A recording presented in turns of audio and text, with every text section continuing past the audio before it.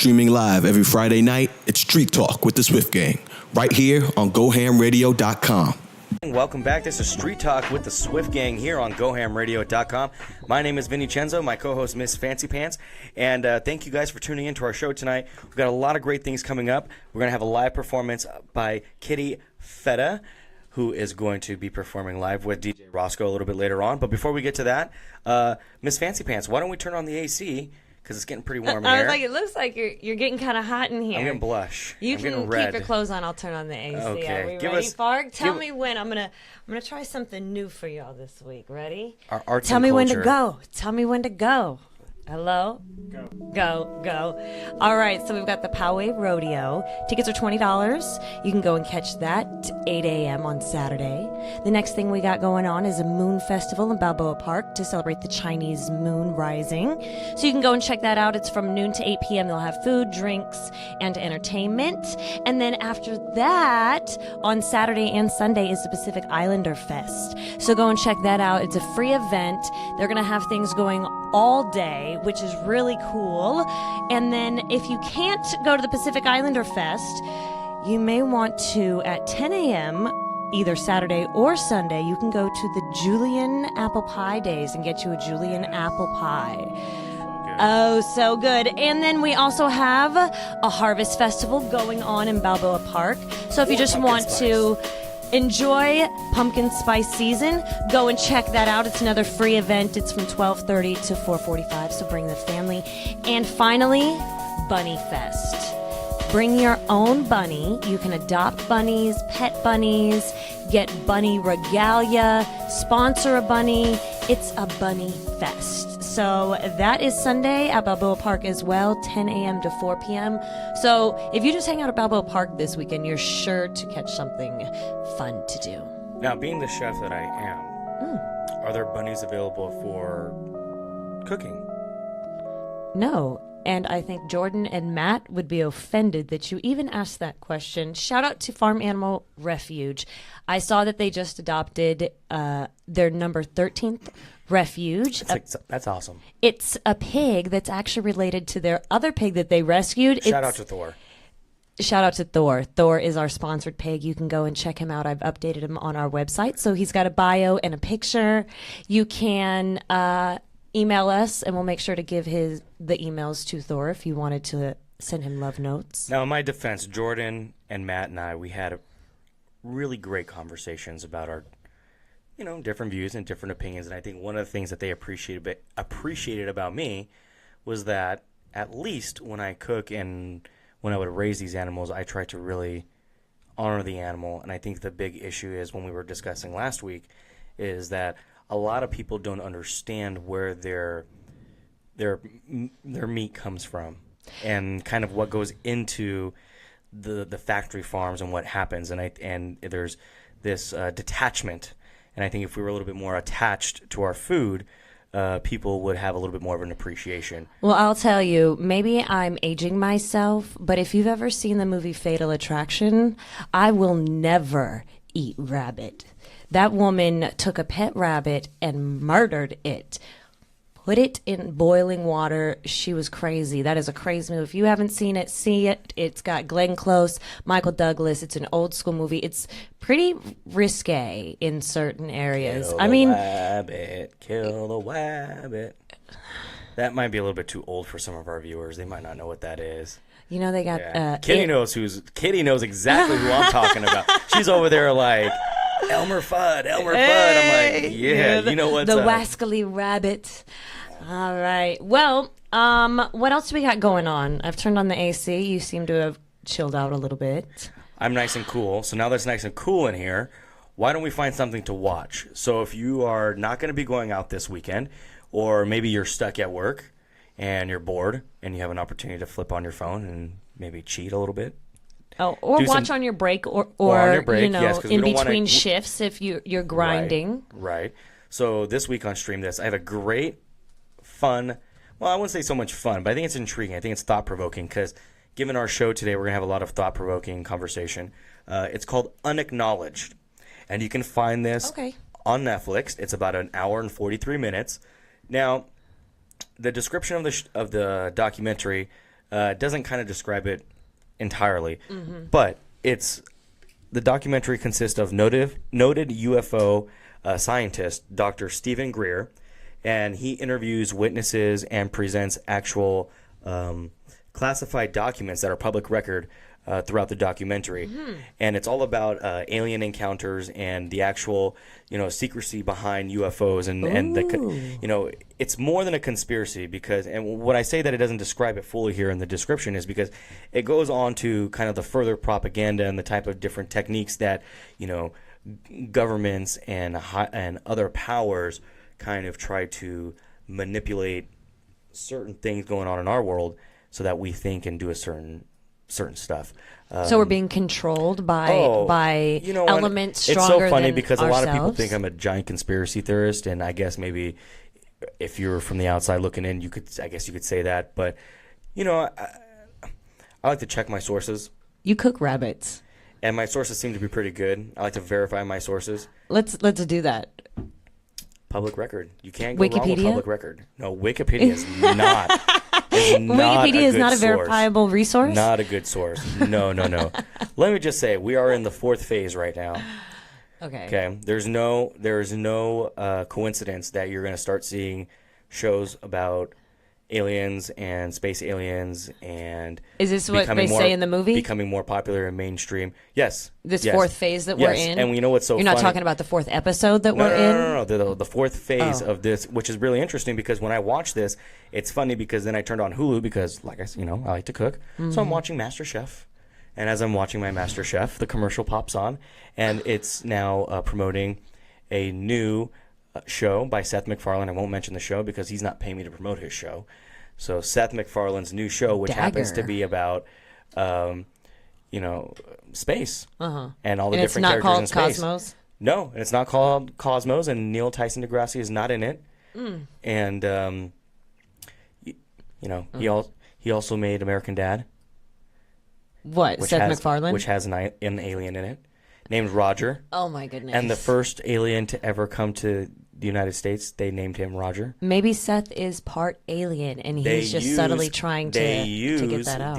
They use these people to get their They? message. Who's they? They're conditioning us. Who's they? Look. Let me just put it this way. Are they Earthlings or are they No. spacelings? See, here's the deal. aliens. Here's the deal. We're getting way too far.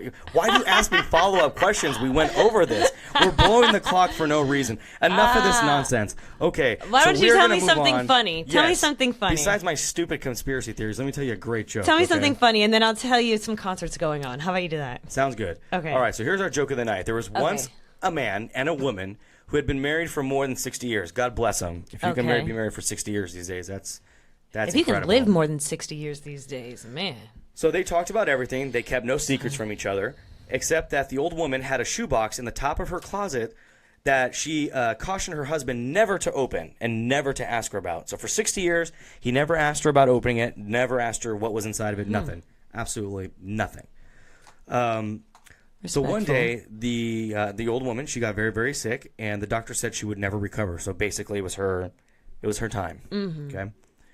So in trying to sort out all the affairs, the little old man took down the shoebox and took it to his wife's bedside. She agreed it was time that he should know what was inside the box. When she opened it, he found 2 beautifully crocheted doilies and a stack of money. Guess how much it cost? Some real feta right here. All right. How much feta was in the box? $25,000. So in this box was $25,000 and 2 doilies, and it's been sitting in her closet, and he's respected her wishes and not touched it until now. 60 years. 60 years. That's a Okay. very respectful husband right there. Right? And naturally, finally, after seeing this, he asked her about it, these unusual contents. He goes, look, she said, when we were married, my grandmother told me the secret of a happy marriage was to never argue. This is the wife. She's saying this to the husband, okay? Okay, never argue. She told me that if I ever got angry with you, husband, I should just keep quiet and crochet a doily. The little old man was so moved, he had to fight back his tears. I'd probably be pretty emotional myself because, good Lord, I fight with my wife all the time. She'd be a millionaire right now. Only 2 precious doilies were in the box. Aww. And so she had only been angry with him 2 times in all those years. Ain't that something? That's amazing. So he almost burst with joy and happiness, and he said to his wife, "Sweetheart, that explains the doilies, but what about all this money? There's only 2 doilies, but there's $25,000. Where did it all come from?" She looks at him and she says, "Oh, well, the money actually came from me selling the doilies." So after all those years, she made $25,000 off the doilies, and all she had were 2 left. So he must have pissed her off quite a bit. Oh, man. I wouldn't tell him about the money then. If he pissed me off enough to make $25,000 worth of doilies, I'm not letting him know about the shoebox whatsoever. That's my shoebox. I will sleep with that in my coffin if I have to, just for pride. Give it to your child. Does it say that they have children? They didn't. So maybe that's why she decided to give it to her husband. So she should figure, well. Thankfully, I'm not in a marriage like that. Well, that's my joke. I know you have a fantastic riddle for us in our Say What segment. I do. But first, did you guys know that on Sunday, Rakim will be at House of Blues? Ooh. So tickets are $30. You can go check that out. Sublime with Rome will also be in town. I don't practice Santeria. I ain't got no crystal ball. And on Thursday... Hold on. Don't cheat the Offspring. They are apparently touring with the Offspring. Okay. If you guys are familiar with the Offspring, they are also touring with the Offspring. They're an oldie but a goodie. So probably if you were born in the 80s, you'll be going to this concert. Or if you have a sibling who was born in the 80s. 90s. Early 90s? 90s, 80s, 90s. Yeah. All right. I'll give it to you. It's good. And then maybe Black Star will be in town on Thursday with Talib Kweli and his partner in crime, Yassine Bey. So it's an 18-up event. If you guys are interested, tickets are still available. But for our riddle for the night, let's see if you can get it. We had someone do the riddle last week who, let's say this. Let's make this disclaimer. We have a prize pack for you. All right? So if you know the answer to this riddle, email us at request@gohamradio.com. Give us the answer. First one to email us, we have a prize pack for you. We'll send it to you. We'll let you know you won. You can send us your address or wherever you would like to receive this package, and we'll send it to you. Once you receive this package, you have to wait 30 days before you can win another one. So let me just throw Official that. station rules. Official station rules. David, you're too good. Shout out to David. RP1. RP1, he's winning all of our contests. So we got to leave it open to other him people. Because part of his contest prize was that he won an opportunity to co-host the show with me while you guys are gone on vacation. So we need to make sure we get in contact with him and figure out when's going to be a good day for him to come in. So David, let us know. Okay, there's so many Fridays between now and November. Mm-hmm. Actually, you're going to be gone most of November, right? So let us know. Email us. Let us know when in November you're going to be available, so that this way we can start figuring out when you're going to come in and co-host with us. Because we'd like for you to also come in and check out a show with us ahead of time, get a feel for us. So not only if you win, you get to be a co-host, but you'll also get an opportunity to come in on another show and hang out with us. Yep, sit in. So before we get to our next little break with our DJ, actually, you know what? We're not going to take a break. We're going to take a little PSA break, and then when we come back, we'll have you do sports. Yes. Actually. But our riddle. Are you guys ready? Got your thinking caps on? You ready to win something? All right. A girl who was just learning to drive went down a one-way street in the wrong direction. But she didn't break the law. How come? The riddle again is a girl who was just learning to drive went down a one-way street in the wrong direction. But she didn't break the law. How come? If you know the answer, email us at request@gohamradio.com. We've got a prize pack for you to include stickers, magnets. We've got a Go Ham nose, a Ham Cam nose for you. And like he said, an invitation to come and sit in on one of our future shows. So make sure you email us. Until then, let's take a quick break, pause for the cause. And when we come back, what? Well, I don't want them to forget that we got Kitty coming on later. She's going to be performing live. Oh, yeah. This show is all about Kitty in about 7 minutes. Yes. So I hope you guys Oh, are I can't tuning wait. in. Make sure you have your speakers up and tell all your friends. Start sharing the link. Windows down and your system's up.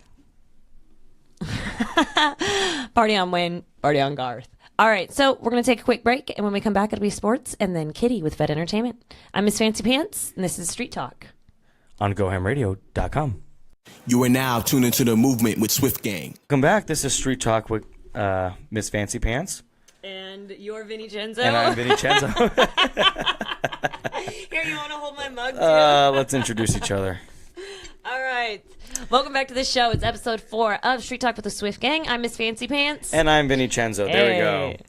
Now that we know exactly who we are. Why don't you give us the rundown of what's going on in sports, since I know nothing of sports. You know nothing. Well, just a quick recap. Last week, San Diego State beat number 19 Stanford 20-17 to now move in to the top 25 in college football. So San Diego State is now ranked, I believe, number 22, and they'll be playing Air Force this weekend at Air Force. So you're going to want to tune in to TV to check that out. Isn't the Miramar Air Show going on this weekend as well? The Miramar Air Show is also going on this weekend, but that's not sports. Blue Angels are not sports. That's just military appreciation. All right, go ahead. Now, here's something really cool.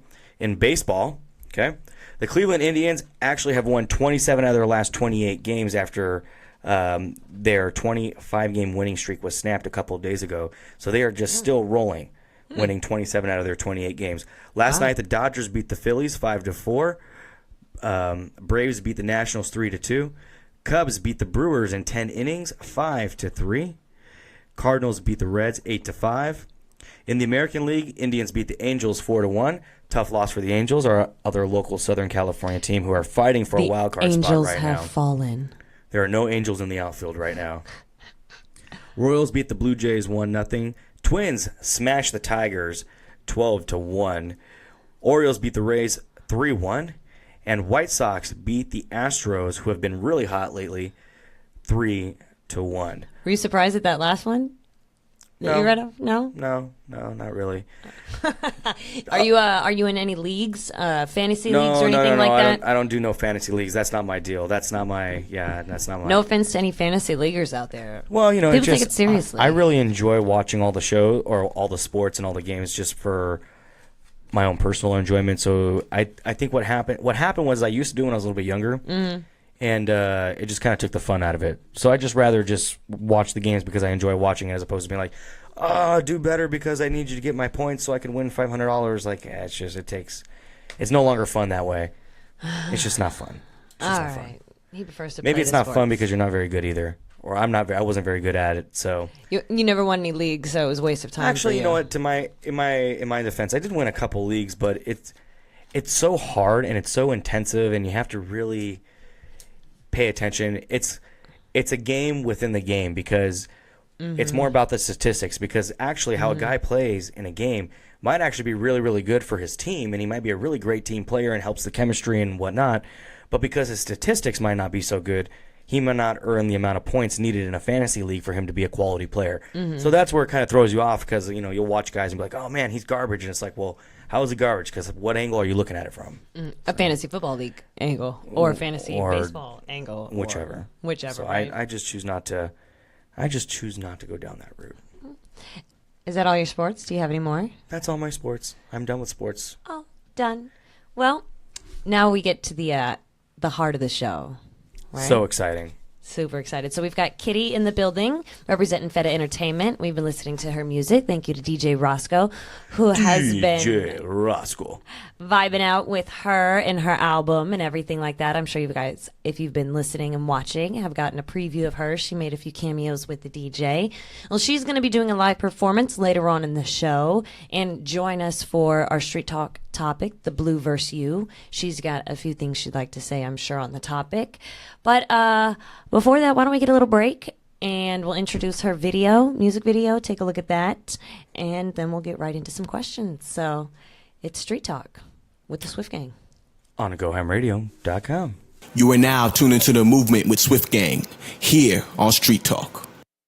This is a GoHamRadio.com exclusive.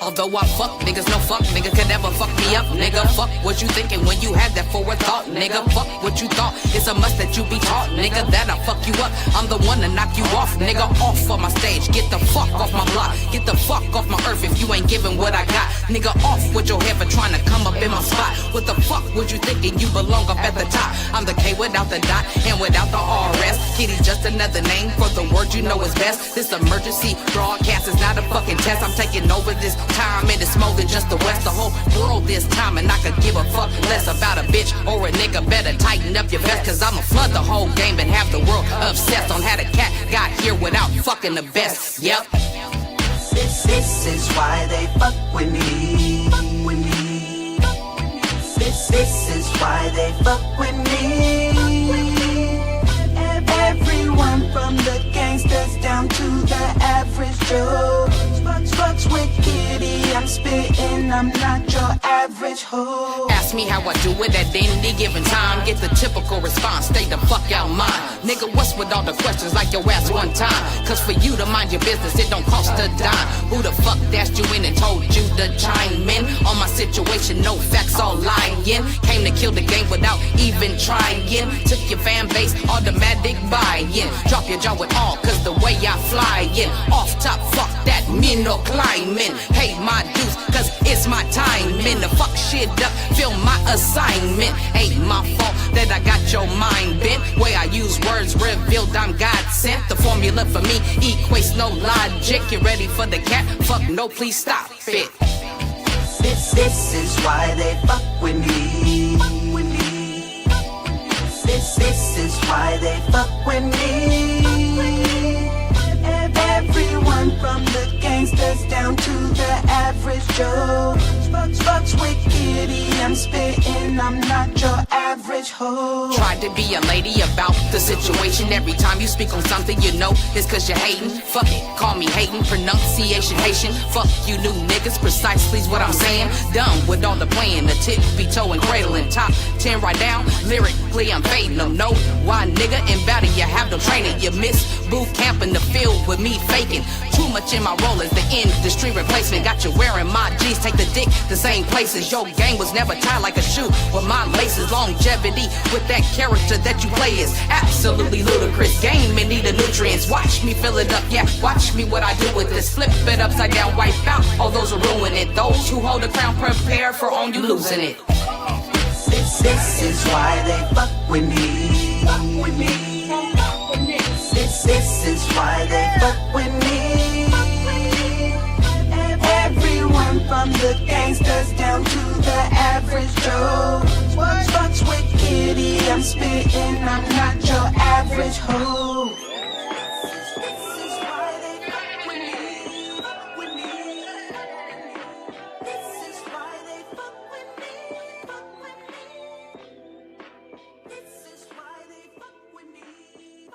All right, welcome back to Street Talk with the Swift Gang. My name is Vinny Cenzo. My co-host, Miss Fancy Pants, is hanging around here. We got our special guest live on the mic now. It is Kitty Fedha. Hello, Kitty. How you doing tonight? I'm getting clowned. Right, I'm getting clowned. I'm getting clowned. Messing with you. It's all good. It happens. I like to have fun. It's good. It's good. Meow.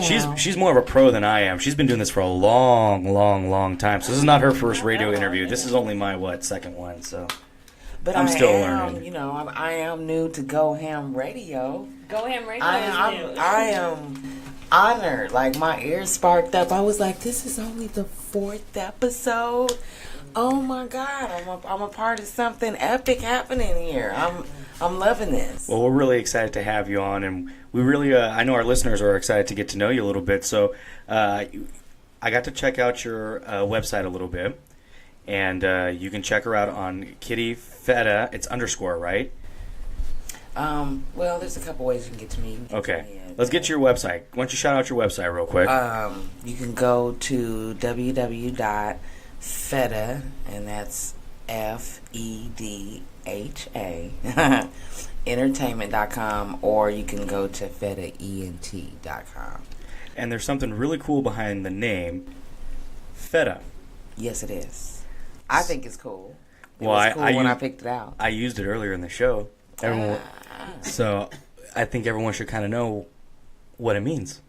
Well, Swahili, when I was thinking of a name for my company and what I wanted to do, I'm very big on culture, heritage, and things like that. So I was like, well, let me look up some names in Swahili. So I came across Fedha, and I was like, oh, money, that's me. Why not? So that's how Fedha Entertainment came about. So something that's really cool is you were actually born in the Philippines, and then you came back to the United States when you were a child. You started out writing a lot of poetry, and I think this is what's really cool about your story. You shared this story with me a little bit earlier. Why don't you tell our listeners a little bit when you kind of figured out you kind of had a talent for rapping? The way I started rapping by accident. Totally by accident, because you were a poet. That was all what you did. You loved writing poetry, right? Yeah, I just, I was raised around music. My father was very musical. So I was in tune with words as a kid. And she was a lyrical gangster. Hey. But, yeah, I was in love with words ever since I was a little girl. But the way I started rapping is a good friend of mine. He had a birthday party, and he's the birthday boy, so he was running around on the mic, and he was trashing women and just talking trash. So I'm like, man, we need some representation around here. And so someone's got to stand up for the women in the crowd. Exactly. Right? My man. Kitty was ready. She answered the call. She heard the bell ring, and she's like, it's my time. I'm ready to represent.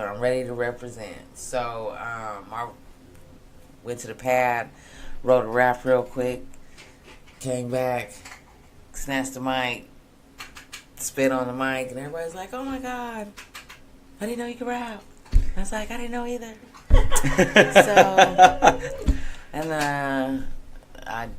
And some talent was discovered that night. Yeah, I guess so. Good looking out, Pretty Tone. He's also known as comedian Pretty Tone. That's my dude right there. He's extra funny, but yeah, I guess he you could say he was the catapult? Catapult, yeah. For that situation. So I guess you would say that maybe that experience was kind of like what got you started and kind of what pushed you towards getting into the rap game and doing more music. I think what's really awesome is I read that you're actually a college graduate. So maybe you can explain to some of our listeners, because I know a lot of people in the rap game these days, or that we're accustomed, having grown up with and seeing, a lot of these guys and girls did not necessarily go past high school, or some of them didn't even finish high school, yet they became very successful musicians and artists and entertainers.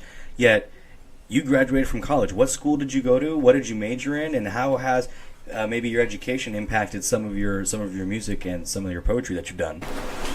Well, I actually moved around like most kids and ended up choosing business marketing. And I started off at Savannah State University, and then in Georgia. And then transferred here, and then finished up. Now, forgive me. You say you transferred here. There's a couple universities here in San Diego. You know what? Excuse me. I'm sorry. You're taking advantage of my situation right now. You know what I mean? You know what? I think there was a moment earlier when we started this interview that you were taking advantage of my situation a little bit too. So I'm just returning the favor. That's all. That's not fair that you return the favor. You're not supposed to return the favor. You're supposed to, you know what I mean, be understanding of my situation. Oh my God, I love Just it. because I am who I am doesn't mean I'm not camera shy. I love it. That I don't freeze up or anything like that. 'Cause I do. And I stutter. You. And I stutter. But as long as you stay butter. As long as you stay butter. I stutter and ramble. As long as you stay butter. All right. Well, okay. You're butter. I appreciate that. Well, I hope that's good. You're not margarine. You're like the original butter. Like no imitation. You're the original. Like Little House on the Prairie with the bonnet, and you're churning the butter type of like the cream and. Like kind of you make it your own house. It's a lot of butter, ain't it? So, but hey, at least you don't turn. Bring on the toast. You know he turns his own butter. He makes his own butter. I do make my own butter. Do you? I do.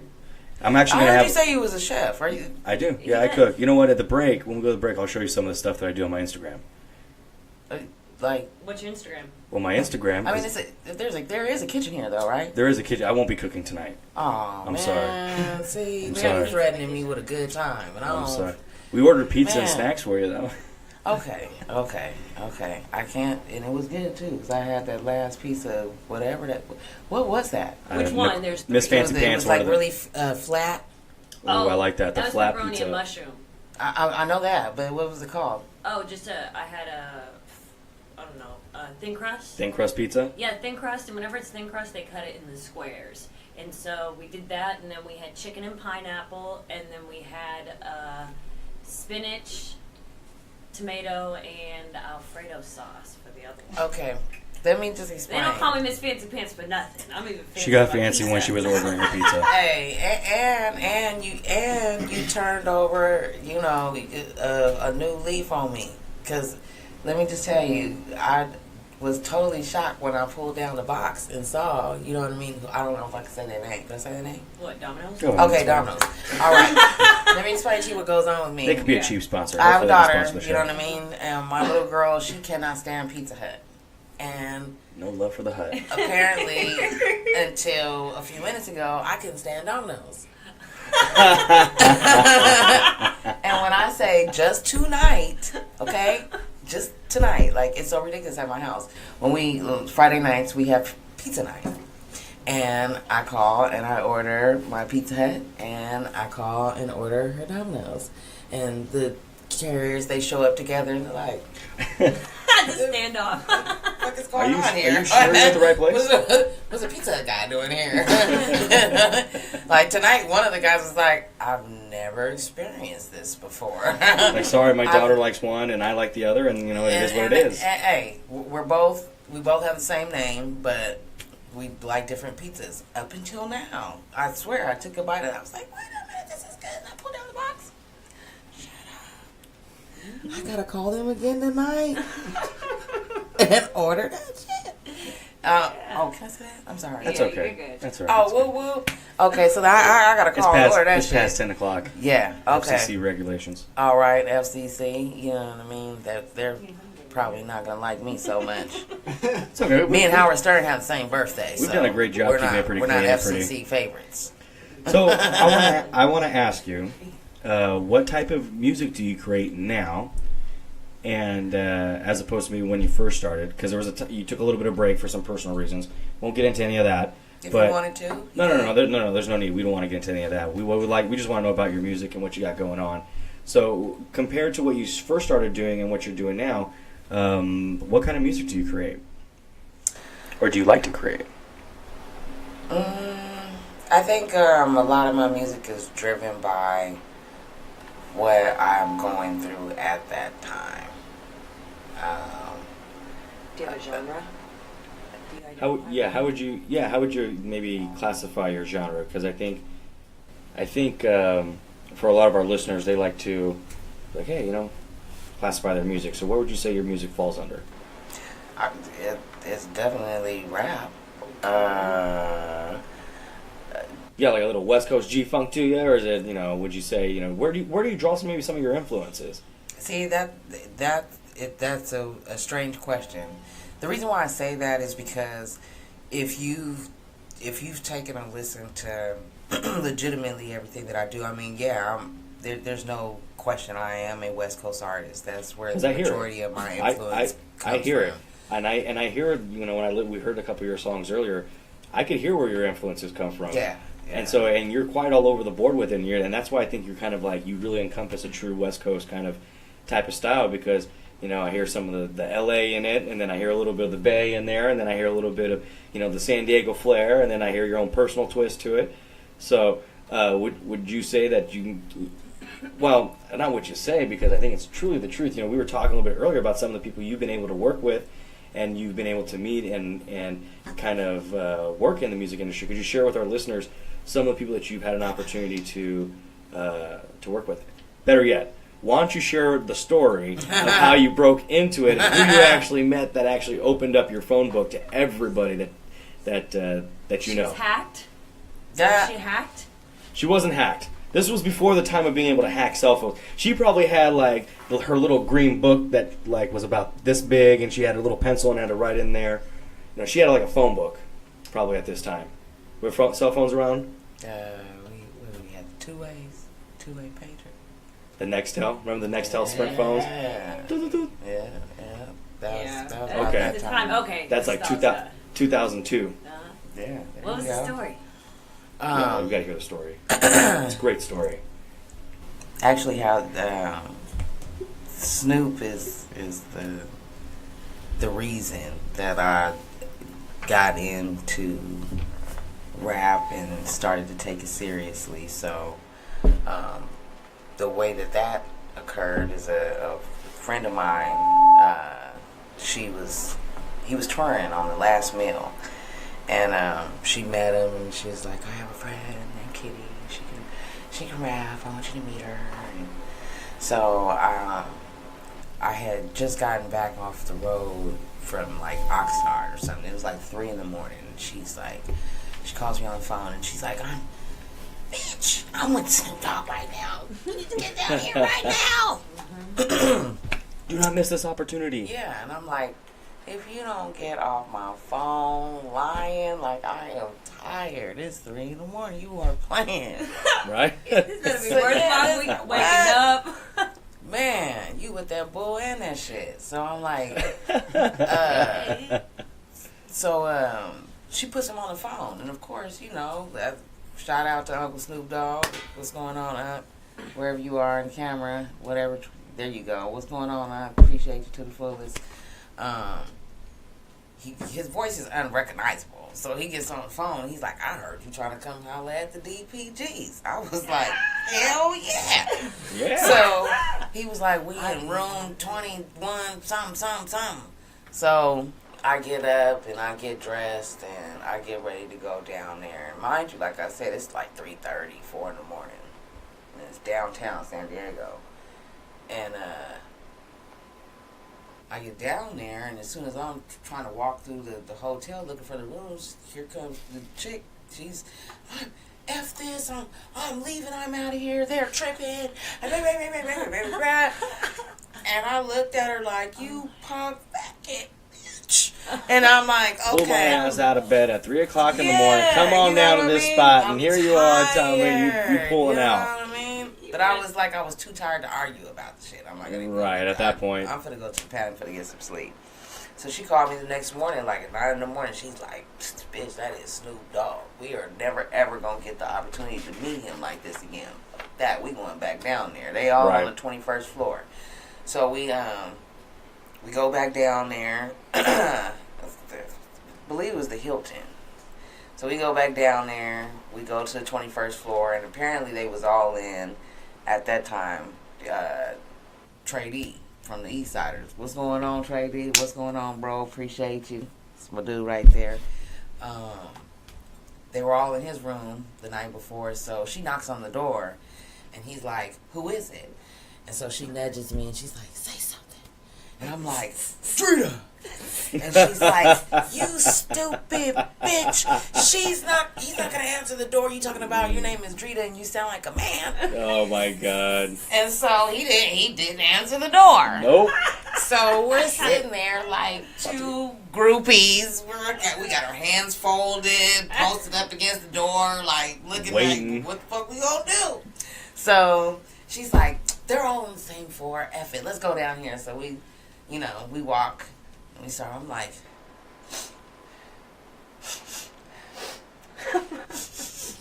I said, well, I don't know where Snoop is, but the Chronic is coming from 2005. So she knocked on the door, and his road engineer, Dave, real cool dude, he answered the door, and obviously he remembered her from a couple hours before. Sure.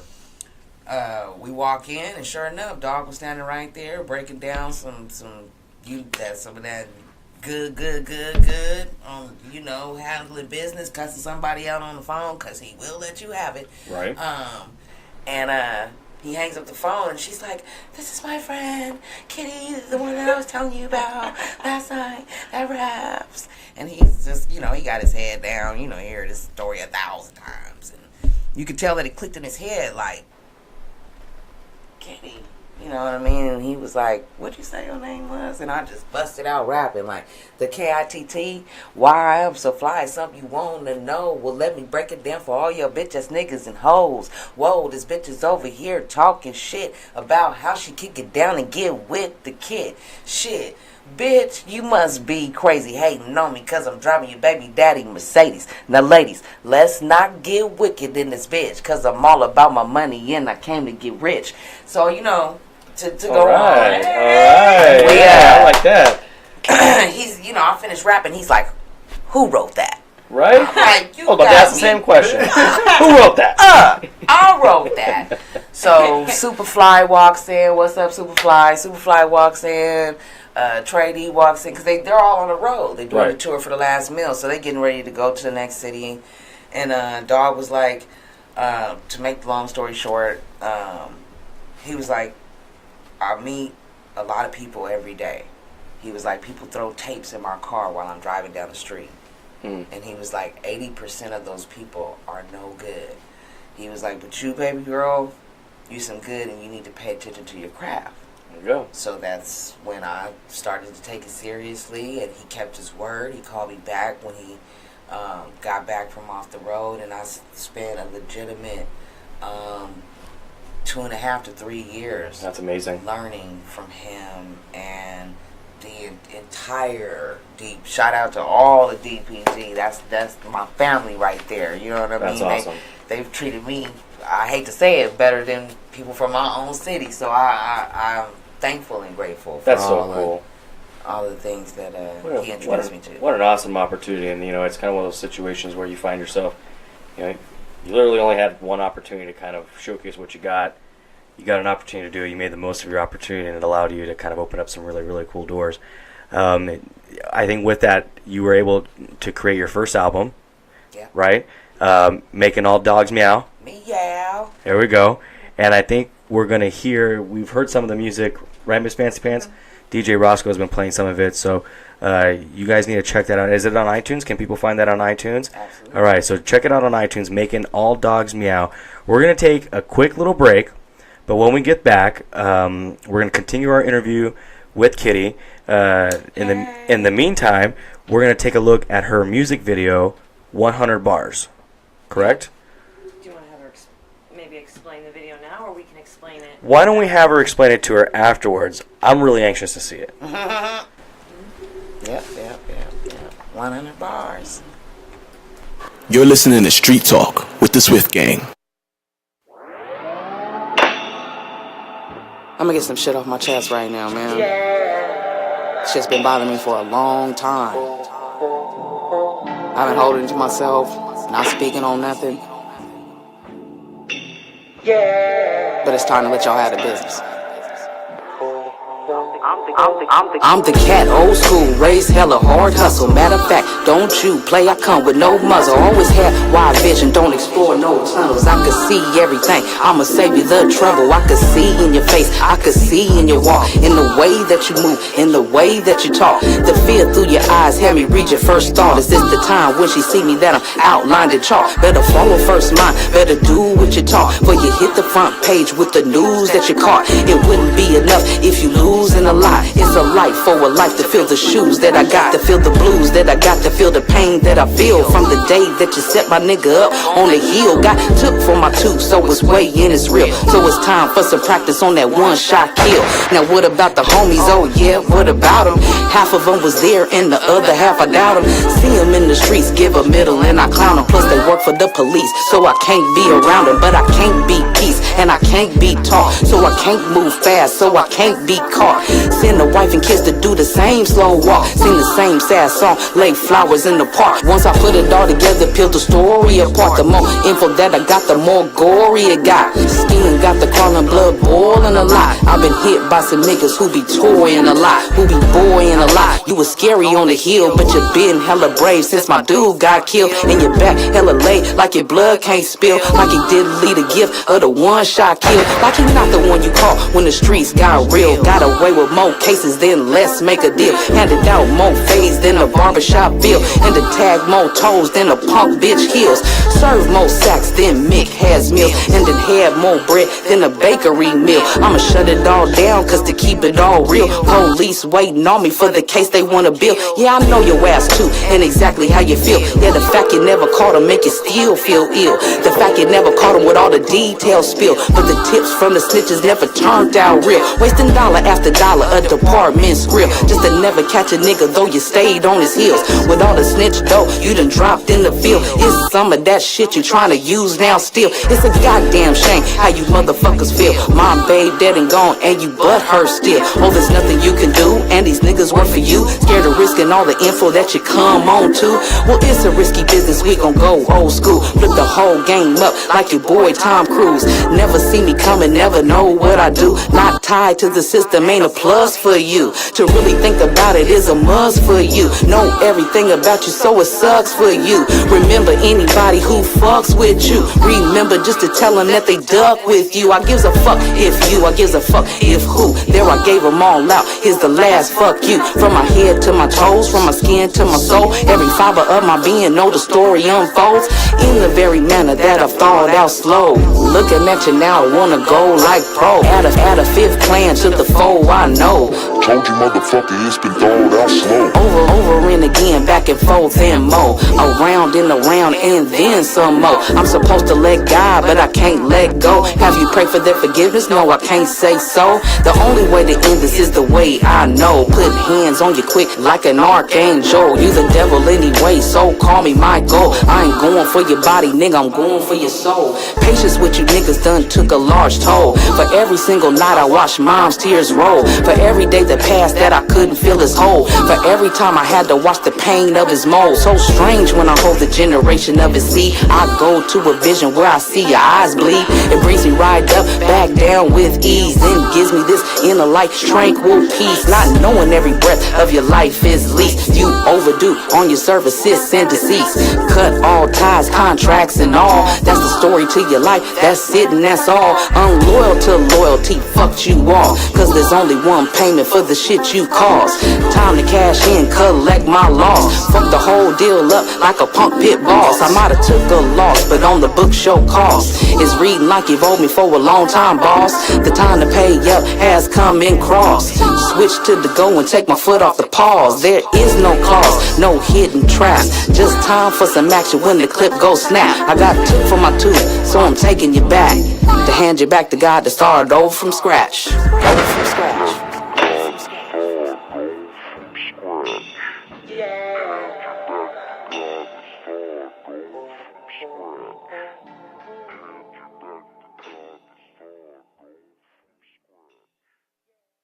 You are now tuned into the movement with Swift Gang here on Street Talk.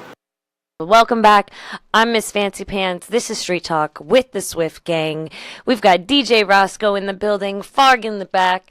I've got Vinny Cenzo somewhere in the studio. Yes. Ha ha ha, there he is. Bagheera the Terror is not doing anything but causing trouble. We've got Thor holding it down at Farm Animal Refuge. Shout out to Thor, the newest member of the gang. And I am Miss Fancy Pants. We're here with Kitty of Fedha Entertainment. Welcome, Kitty. Meow. Oh, Thank yeah. you very much for having me. It's Pleasure and a privilege, my dear. It is so nice to have you in the building. You guys don't know, Kitty and I go way back in the day, and it's way we're back. family. It's nice to just kind of rekindle family again. I moved up to LA. We all kind of did our things, and now we're reunited, and it feels so good. Hey. So, okay. I might be doing a solo segment later. Okay. Fancy After Dark. Feels so nice. All right. That's how it goes. So we just saw a video for 100 Bars. I was watching some of the videos that you've done in the past and the progression, and the production quality on this is amazing. I really like the vignette sides and how it goes back and forth with the coloring and the different freeze frames. And I noticed that you have a few of your videos where you shoot them in the car. Is there a reason why you make sure that that is one of your scenes in your videos? You know what? I do a lot of writing in the car. Yeah? I do a lot of writing in the car. I'm sitting in the car and I'm listening, and I'll get to driving around, and then something comes in my head, and I'll keep going over it, and then when I stop, wherever I stop, I'll write it down, and that's probably why. Yeah. Yeah. That's what I felt was like, you know, when you're in the car, it's kind of like your intimate time with yourself. I mean, given that there's no one else in the car, you know, you can choose your music that you want to play and turn it up as loud as you want and get as crazy as you want in the car and whatever, and it's your own space. So that's kind of what I got from watching the videos, is like we were with you, feeling what you were feeling, and you really came back with 100 Bars with like more emotion than I think I've seen in any of the other videos. What motivates you now that's different than before? What's changed in your life now that's given you like a different type of motivation? That 100 Bars, if you listening to the song, it's about me losing the love of my life, my friend, my husband, and that was a huge change for me. I felt lost. I didn't know what to do, and I kind of withdrew from life. And he was a very stern person, and he was very no nonsense. Straight to the point. Yeah, it really didn't matter what the situation was. That's who he was. And it got to a certain point where I would hear him say, you know, you're either going to get busy living or you're going to get busy dying. What are you going to do? And that became my new motivation with my music, was using it to live and turning my pain into profit. So you have your newest mixtape out, which is PIMP. Put it in my purse. It's a new acronym for That's him, right? That's right. Something for the ladies. Right. Something for the ladies. So where did the motivation come from that? Did you develop that project before or after your personal situation? It was a break. I was just starting it, and then that happened. And it was the crash, and so it was like, okay, pick up where you left off. And then, like right now, I'm in the process of picking the production for my third album, which is going to be called Death Becomes Her. And what was your first album was Making All Dogs Meow. Your second album is Lyrical Gift. and your third album will be called Death Becomes Her. Death Becomes Her. And you can buy both albums, right, online. They're available online. Where can our listeners and followers find your album? Since everybody is, iPhone lovers, I know everybody's familiar with iTunes and Apple Music and, all of that good stuff. So the majority of the world, just type me in and Apple Music and you can go there. Pretty much any venue, CD Baby, if you Google it, you can get it. You can go directly to my website. You can go... Which is, what's the website? Fedha ENT. I'll just say Fedha ENT because people nowadays have trouble spelling the whole word entertainment. And I understand. It's a long word, but it's a fun word. Fedha is spelled, again... Fedha. Fedha. Meaning money is... Money. Yeah. Hey. Everybody loves money. Right? Put it in my purse. That's right. Right? Yeah, man. It's about time. So speaking of albums, how many mixtapes do you have out? I have The Green Mile, and we have Westcoast Office, and now PIMP. PIMP. Yeah. So you have 3 mixtapes and about to have 3 albums. Yeah. So you're 3 and 3. Yeah. All right. Thinking it out. And what is that next to you? Is that what is that? What do you have over there? This is some history right here. This is some real live history. This is somebody who could say they truly know me from the beginning. This is my very beginning. This is my promo CD when I first came out. Before I had released my first album, which was 777. Just had the 10-year anniversary. I didn't even realize that till I looked at this. Very cool. So yeah, this is very, very cool that you have this. So we're celebrating a 10-year anniversary then. Yeah, Welcome back to radio. Yeah. 10 years. Yeah. That's And great. to be the beginning, the 4th episode of Go Ham. So, this is appropriate. This is appropriate right here. Pivotal. Yeah. So, when was your first performance? My first performance, if I can calculate correctly, was with Keep the Sneak in San Marcos.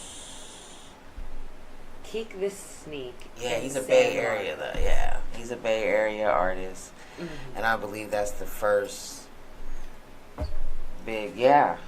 That was my first show. I'm trying to think. Yeah, that was my first. show. With opening up for Keep the Sneak in San Marcos. That's crazy. Alright. You're making me realize things about myself I haven't thought about in a long time. Right? Yeah. Dang. So it was...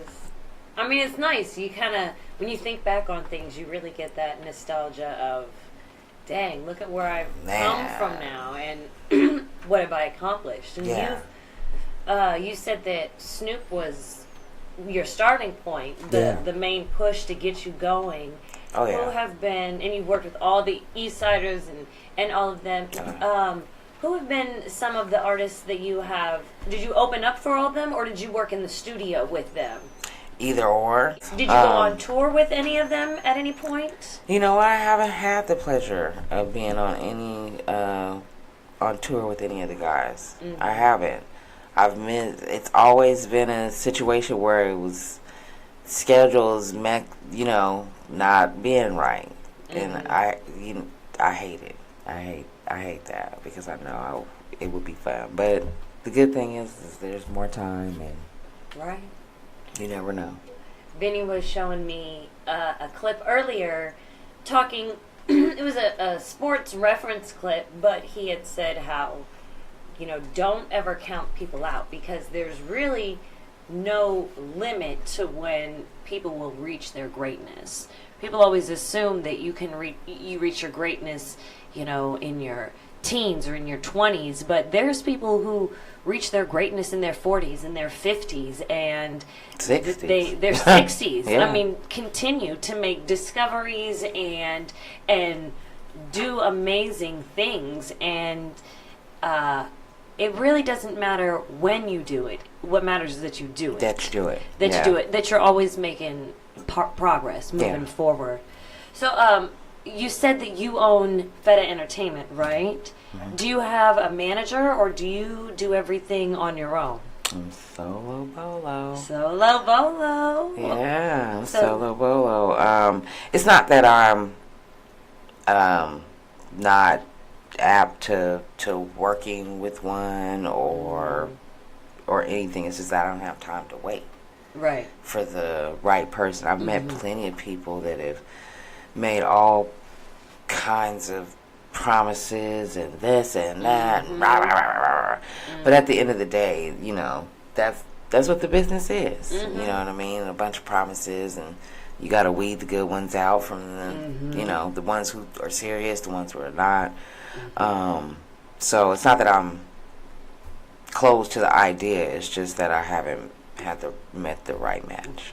Yeah. Well, hopefully we'll be able to meet paths with the right crew and get you where you need to be, because you have some amazing talent. You've got a number of albums and songs out there, and we're going to have you perform live right here on Go Ham Radio, Street Talk. I'm going to love to get crazy right now. Right? Hey. So while the DJ gets set up with Let's Get Crazy, we're going to get Kitty all mic'd up in the back. And I'm Miss Fancy Pants. This is Street Talk, and we'll be right back. You're listening to Street Talk with the Swift Gang. This is a GoHamRadio.com exclusive.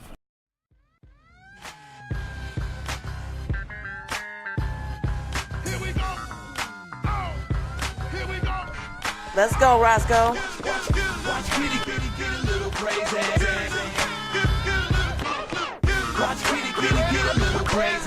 That's right. I'ma step right in and do it up crazy. Now just cause I'm slim don't mean that I'm shady, but much just like him. You love me and you hate me. I'm vulgar, but tell the truth, so you have to fucking pay me. Tame me, don't even try. You have better luck running across the freeway 5. I'm a wide as live. Best believe you can trust the soul live. I can revive. Hammers can't touch this. Too much shit, I'm better than man. God says so, he put the war on it, man. And you don't understand why the woe's in the front, cause you niggas in the back still need to catch up. At best you match up, look good on my right. Don't make me left you out, Beyonce you tonight. I came to keep it tight and just a little crazy. And if you keep up, you done good, cause you amaze me. Hey, watch out now. Check it out. I'm crazy with this pen, got a crazy freestyle. My lyrics got a 5150 profile. Labeling me crazy may be a little wild. I'm insane with my shit, so it makes me more wild. Oh, I'm a G-child, the last of my era. Hoes catch havoc, niggas catch terror. Think that you can scare, remember I'm the cat. It's more than just the pussy that makes the kitty fat. It's more than just the fact that I'm crazy with these raps. It's the fact when I rap, you feel you got slapped. That's right, Jack, you can get it bitch style. In the beginning of my verse, I said, check my profile. It's best you leave now, for the bodies pile up. I just started my stack and it stands a mile up. MCs who foul up and come to test mine, I'm fucking up the line, yep, at the same time. Get it, Roscoe. Come on now.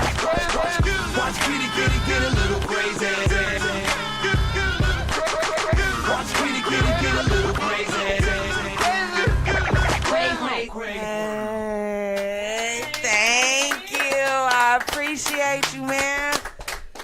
DJ Roscoe. You got another hit on there? Can we get another one? Oh. Something else? I mean, let's go for, you got the, let's do straight bars. Straight Let's bars? All right. Let's give them some straight bars. Let them know I just look like this. DJ Roscoe. Oh, he liked that one. Or the computer do. What's your favorite number? Mine's 69. Hey, the favorite number. We on with straight bars, Roscoe. I crack out songs by the hour, bust out bars by the minute. Marry beats within seconds, so when you love me, it's instant. And when I come to your eardrums, there's no fighting against it. I start to move through your soul without a way to repent that the cat is breaking all rules. Cause the other one's busy, you see a beautiful fool. Well, then you're getting me twisted, so let me take you to school and give you game on the misses that I'll be doing your dough. Before I'm doing your dishes, you wanna make me the missus. Well, I don't live that life. Had a death and divorce, so I done did that twice. Oh man, it's nothing nice when you walk hard lines, cause it's a lonely motherfucking road on hard times. But that gotta kept me solid, so hard with mines. I'm like the largest nigga on the damn yard with mine.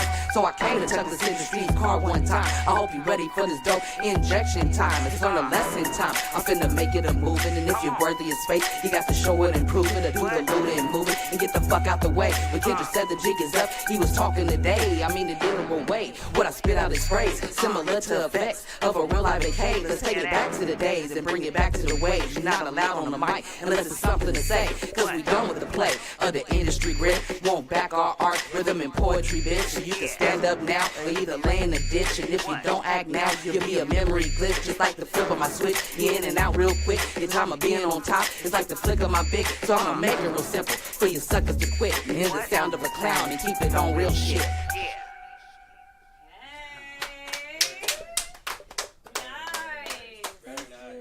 Thank you. Bum, bum, bum, bum. Thank you. Y'all ready? Something to smoke to, hey. Y'all ready?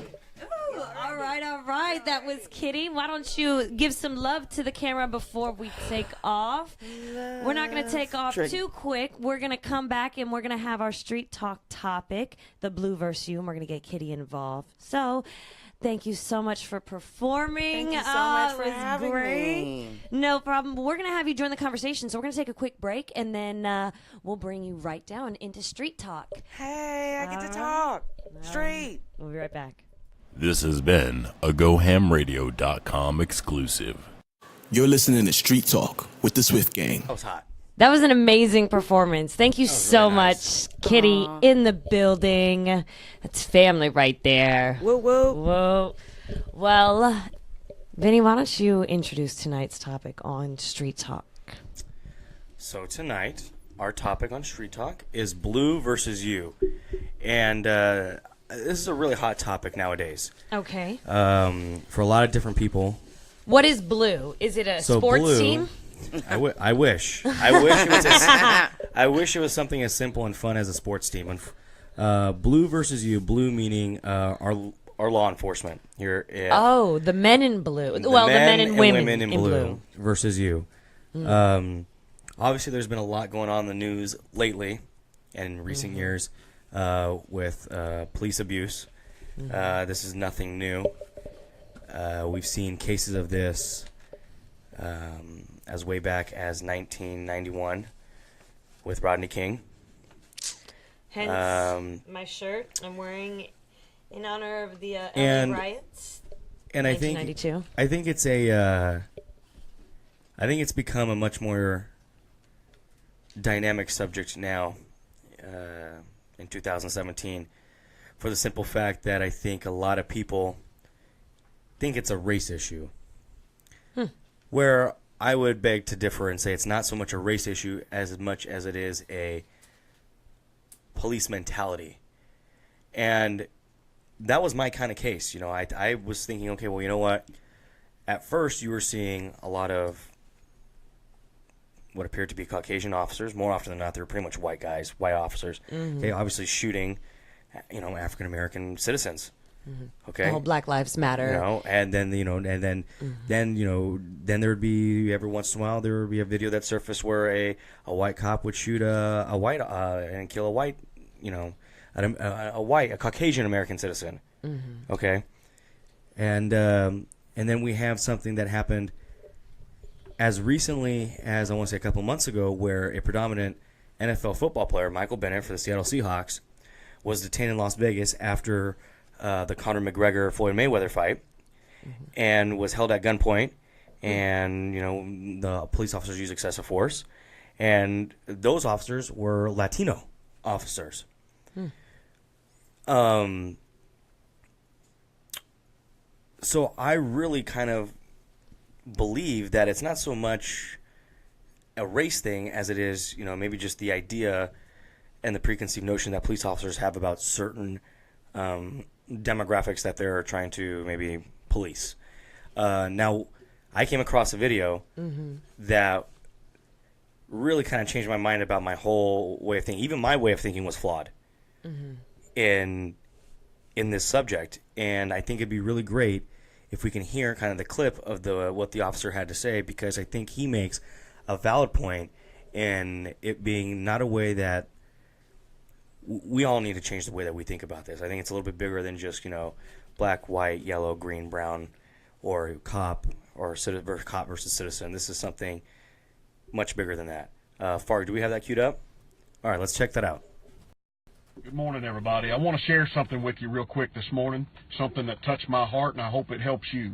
A couple weeks ago, I sat in a restaurant while I was on duty in uniform, sat there alone, trying to eat dinner. And I was doing all the typical things that law enforcement does, watching everybody come through the door, analyzing everybody's waistband to see if they're carrying a gun, watching their hands, constantly looking over my shoulder, eating. Just an uncomfortable situation, as most of you know that are in law enforcement. When you're out in public and you're eating in a restaurant, that's probably one of the most uncomfortable settings that you'll be in. It's where you feel the most vulnerable. And while I was there that night, I kept seeing a man over in the far corner watching me. I'm going to be flat out honest with you guys. This guy looked rough. This guy, my first impression was I wouldn't want to meet him in a dark alley. And I noticed the longer that I sat there, this guy kept watching me. There was not a smile on his face. There was not, it felt to me like he didn't like the fact that I was there. And it got my attention off of everything else, so I began to focus on him. And I watched as he finished up his meal. He dealt with the waiter. He stood up, and the next thing I know, he came my direction. Every alert button that I had was going off in my head. He stopped right in front of me, and he called me by my rank. And he said, "Sir, I don't know how you eat."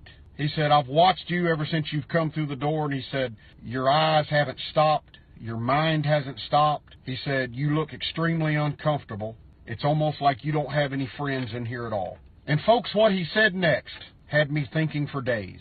And he said, "Lieutenant, the image that you see standing in front of you is not my present condition." He said, "I'll be the first to admit I've got a checkered past. I've had my run-ins with the law." He said, "But all the things that you see about my personal image right now does not define who I am at present. And it certainly doesn't define who I am in the future." And he said, "I want you to know that should anything have gone down in this restaurant, I would have been the first one to have your back." Folks, I reached out and I shook his hand. And I said, "Sir, you can't know how much I appreciate that." And I said, "I hope someday you and I can meet again and share another conversation." And for the first time, this man smiled and said, "I'd like that very much." And without another word, he turned and walked out. Now, folks, I want you to know something. That did not change the way I sat in a restaurant. It didn't change the way I look at people's waistbands to see if they've got a gun or weapons somehow. It didn't change the way that I watch people's hands. It didn't bring my meter of caution down. But what it did do, it made me stop and think about every individual in society. And I've come to this conclusion today, and I want you to hear me. Two of the biggest mistakes that we as people, I'm saying we, two of the biggest mistakes that we as people make is we allow first impression to be the defining moment of how we look and treat people in life. And number two, we don't allow people to change. And when we don't allow people to change, we become a stumbling block to our own character and to our own success in the future. God bless you guys, and God bless my men and women on the thin blue line. That's what it is. We do not allow people to change, and we allow first impressions to be the defining moment in how we judge people. Sir, I am here before you today, and I will be the first to admit to you that the present state that I am in right now is not the present state that I want to be in. I mean, in so many words, is basically what he said. And I think that's got to be that's not just a cop issue. That's a people issue. We all got to stop looking at each other and being like, okay, well, you know what? Every time we see an Italian guy, we can't assume that he's in the mafia.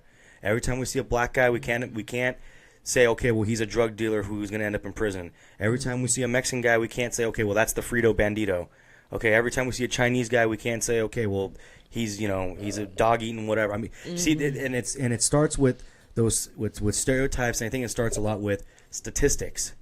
Okay, I think if we stopped using statistics and stop saying, hey, 35% of African American children are this, and that. Hey, 25% of Latino males are this, and that. Hey, 30% of white males and women from age 25 to 35 are this, and that. If we stopped identifying ourselves as statistics and as individual groups, and rather just continued to identify as ourselves as one peoples and one group, there would be less of this preconceived notion.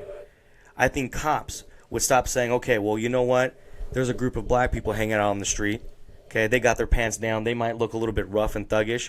Just because they look bad, I'm going to go over there and whoop, whoop, whoop, and go wreck whatever it is there. They could just be normal people just standing there just having a conversation. Okay? Or, and it's just because they have this preconceived thought because the statistic tells them that they're trained to think. Okay, well, because if you get what I'm saying? And so I think that's what the officer is alluding to, where he's saying, look, we allow these first impressions, we allow these statistics, because maybe some of these officers don't grow up in a cultured neighborhood. Maybe they do grow up in an all Caucasian neighborhood. And so they're not accustomed to seeing this. So they only have their preconceived notions and the statistics to go off of. Well, if they stop thinking at the statistics and start looking at them as everybody as human beings, start realizing, okay, look, unfortunately, police officers are in a profession where when they interact with people, it's not necessarily on their best days. And so the unfortunate times when they do have to interact with people, it's not their best foot forward, and that is their first impression. I think that's what Vinny's trying to touch on, and what the police officer is trying to touch on is that it's almost become a conditioned way of life where we are so afraid of the unexpected that we just go, we kind of have a wall up. We have a defense. We want to protect ourselves. We assume, the worst before we assume the better. They shoot first, ask questions last, things like that, when we shouldn't be so fearful. We should be more compassionate as a people, and if we see a situation, not be so scared or quick to grab a weapon, and whatever that may be, and more compassionate to be inquisitive and find out what's the situation, get to know the people in your neighborhood and find out what's going on in their situation, so that violence isn't the way that you try and protect ourselves, because as humans, it's a fight or flight. And when we are as trained military, police officers, whatever we may be, and we are taught fight and flight, and we have weapons on us and are allowed to use them, what's going to be the natural instinct? That's what's being taught. So I think what needs to be taught is less weapons and more ways to handle a situation, getting to know the people that you are protecting. You're there to protect and serve. So get to know the people that you are protecting so that you can better serve them. Are you serving them or doing a disservice to the people if, you're harassing them and finding that your assumptions aren't true, and then instead of just being too proud to admit wrong and saying, maybe I did pull you over on an assumption, and you know what, you're doing good, Mr. Jones, I apologize, continue on your way. I don't think I've been stopped a number of times. I've interacted with police a number of times, and I've never had a police officer apologize to me even when they were in the wrong. When they were in the wrong, instead of apologizing, this is even in court, instead of apologizing, they negotiated. Of course. They'll never admit wrong, but that's another defense. People do that all the time. Instead of admitting fault, they would rather renegotiate or try it's a form of mental abuse. It's gaslighting.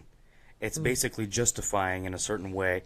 it's not completely admitting that they were wrong, but so by not admitting that they're wrong, they're justifying kind of what they're doing. Well, yeah, because there's a presumption of innocence that comes along with their title. Right. So basically, because they're the authority, and they're supposed to be fully trusted. Right, and I think that's where there's such a strong level of disconnect, is because they're not. They have responsibility, and they have not been taking. They haven't been taking responsibility. They've been taking advantage of their responsibility. You really can't be surprised at the reaction of that field.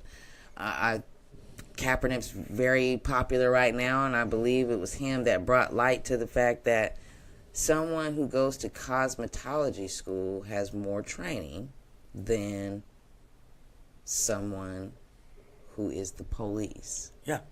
That is a problem. There isn't in any aspect of law enforcement that you can be involved in without having a college degree. You cannot be a lawyer. You cannot be a judge. You can't be internal affairs. You can't be any other part of the law without having a degree. Now, you tell me, what sense does it make to have people who you put in place to administer laws that they do not know or understand completely? That's impossible. If they knew the law, they'd be lawyers and judges. They wouldn't be playing cops and robbers out in the street with their life. Well, we actually have a video that we were talking about. Varg, do you want to play that video? And it'll give you a little background of what Kitty has experienced. She posted this video on Fedha Entertainment on their YouTube page. But it's a short little video, and take a look. That's not what the other guy said. He said you guys were just standing here, so we don't know. That's what he said. It's not often you find a bunch of clean niggas. Clean. Squeaky. I love California. I love my state. I do. I have to keep saying it, because I do. We seen you guys standing here, so we don't know. 3 cars and a fucking SUV. Look, we're standing on the block. Oh, and they took somebody. Really? What? Wow, for standing. Fuck, man. And he's staying. Somebody just jumped in somebody's car and harassed her, and he's staying.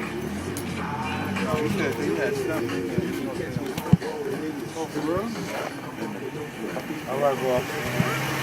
You have a nice day. God bless you.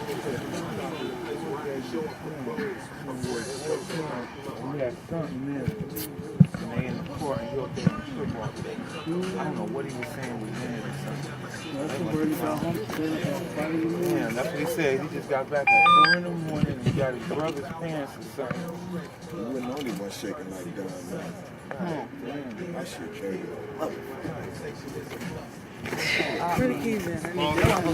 Kitty. Get in the car. Kitty. Motherfucking. Fedha TV. This is ridiculous. This is how niggas get treated. You know what I mean? We sitting up here in Compton, you see motherfucking bunch of niggas and shit. You know what I mean? And every single last one of these niggas is good. Every single last one of these niggas is clean. We out here trying to do positive shit. You know what I mean? You got 5 and 6 police pulling up like we a goddamn cartel and some monk shit. Bitches hands on their hood, niggas hands on their hood, cuffing motherfuckers, going through motherfuckers' phones, going through wallets, searching cars on clean motherfuckers. What time is it? You know what I mean? goddamn, what the fuck? 9:47 a.m. in the morning. Ask anybody call you? Nah, we just pulled over because you standing here. We seeing what's going on. How the fuck do you put somebody in handcuffs in the back of a fucking cop car for standing? It happens right here in Compton, California. Get it. It's been a crazy experience because it was 9:47 in the morning. It was early. How long did that whole situation take place? What did they roll up on you like about 9 and they left about 9:45? Yeah, we were, shout out to OG Daddy V, LA French Connection, real Compton OG right there. We were out there for a video shoot, and we were just waiting for the rest of the crew and the people that were going to be in the video to get there. And next thing you know, they just we're like, what the fuck is going on? And that's what they're recently, we just saw you standing around. But I mean, that's that bull and that shit. It was terrible. You know, it was the suspicion again. You know, it's not doing anything. I mean, what was strange, because it was morning time, because you saw a bunch of black folks. You're in Compton, right, California. You couldn't be surprised that you saw a group of black people. And I'm sure they never shoot music videos out there, right? It never occurs. Jeez, you see a bunch that was of something crazy. Fancy lowriders and bikes and things like that. It was one guy out there. He had his son out there, and he's like, "Please, man, please don't handcuff me in front of my son." You know, and for somebody who's never been in the system ever in their lives, they've never been arrested, never, you know what I mean, like legitimately have done everything that they quote unquote have been taught to do, and to still have that experience. What do you say to your kid? What's the message to your kid? Right. What do you say to your kid? No matter what you can do can still get you in trouble or worse, killed. My dad's never been to jail. My dad doesn't, do drugs. My dad doesn't drink. He doesn't, but yet still, I'm still watching him as a child. And this is a child. We're talking about a 5-6-year-old child watching his father be handcuffed right in front of him for doing nothing. Yeah. So what type of imprint do you think that child's brain is going to be stained with at that young age? You expect them not to run at 8?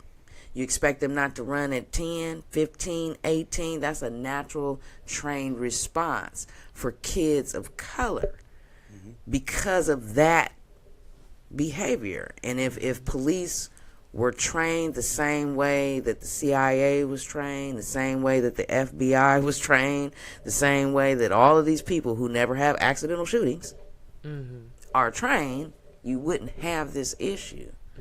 Going to the point of what you were saying, the police are not the people of that community, so their interest is not in protecting it. I guarantee you, any neighborhood around the nation where a cop lives in, they have him working on the opposite side of town.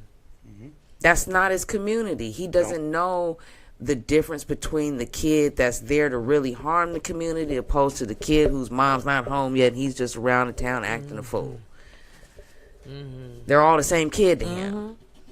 Well, you said you had mentioned that this kid was 5-6 years old when he saw that. How old were you when you first had your interaction with police? Do you remember? Vinny, do you remember yours? Oh, I thought you were talking to Kitty. I am. It's kind of a general question. As far as personally, the first time I was personally harassed. Well, it doesn't necessarily have to be harassment. You know what I It's mean? just interaction, I guess. But if the first as far as interaction was interactions, harassment, the police, there was plenty of police at the pad every weekend because Pops was kicking my mom's ass. So I saw a lot of police. Man. Yeah, it was a lot of trauma and drama that I grew up around. So it just depends. So then your first interaction with police was a negative one to begin with. So has your interaction with police ever been a positive one? Have you ever had a positive interaction with the police? The ones that I grew up with and I know, because